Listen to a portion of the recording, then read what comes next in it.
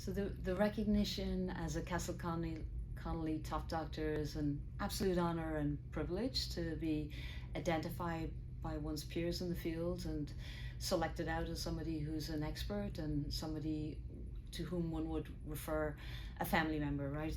That's a delight and an honour, and I'm so happy to be part of that community. So the identification of a Castle Connolly top doctor by virtue of peer selection indicates that a person has a true level of knowledge and insight and communication skills in the field that meet a certain threshold that would support their identification.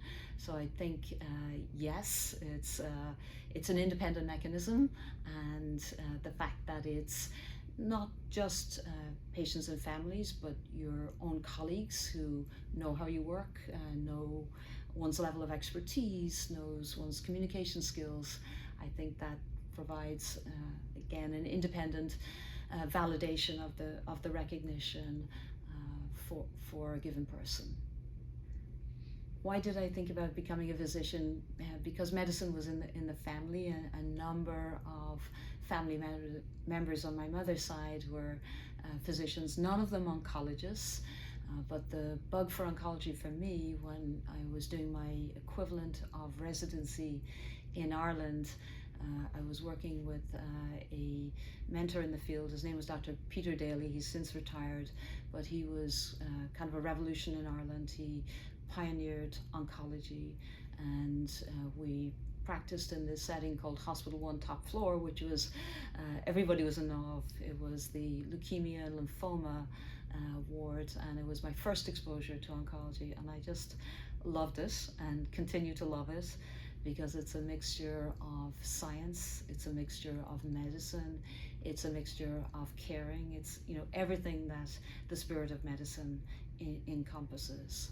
And yeah, and subsequent to that, I came to the US, trained at MSK, had a brief return to Ireland, and then sort of established myself as a GI oncologist and specialist in hepatopancreatic biliary and neuroendocrine malignancies.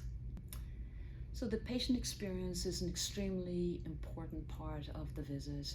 And as I think about this, you know, we're in the business of customer service, right? We're here to look after and serve patients. That's our goal, that's our function. And every day I think we have to remind ourselves that we're very privileged to be in this position, and we owe it to the person in front of us to take care of them as if we're taking care of one of our family members, right?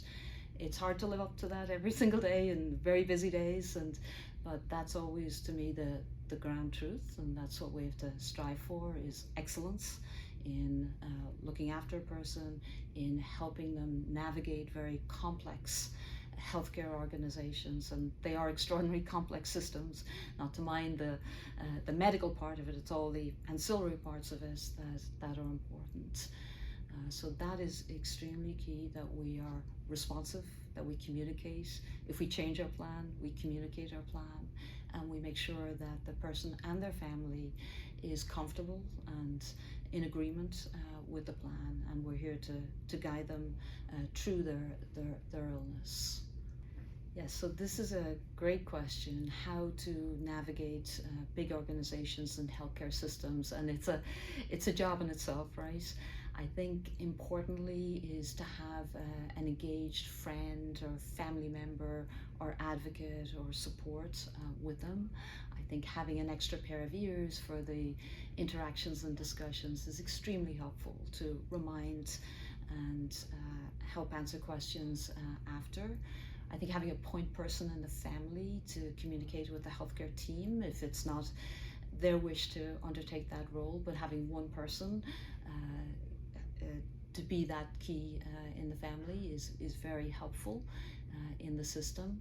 I think tap into all your medical friends to get advice and guidance as to, you know, whom is the best person to see, and be your own best advocate. I think have a good summary of your health, have a copy of your scans, have a copy of your records, and not to rely on other systems. but just having it with you is very helpful, especially if you're engaging with new parts of an organization or new physicians. No matter what, just having that summary is key. So the doctor-patient relationship is increasingly important. We have access to enormous amounts of information, right, from every source, the internet, from our family or friends, etc. But at the end of the day, you want someone to synthesize that for you, to distill it down into an actionable plan, to communicate that plan, to oversee that plan, and to guide. I think we're always looking for a point person, somebody to support us, to be invested in our health, and to want to take care of us, right? I mean, it's a critical human interaction, and that's what I think makes a particular person stand out, is not just knowledge, not just being able to do things and execute a plan, but it's to be able to communicate it and to have this bond of trust and support in the healthcare team and the patient and physician interactions.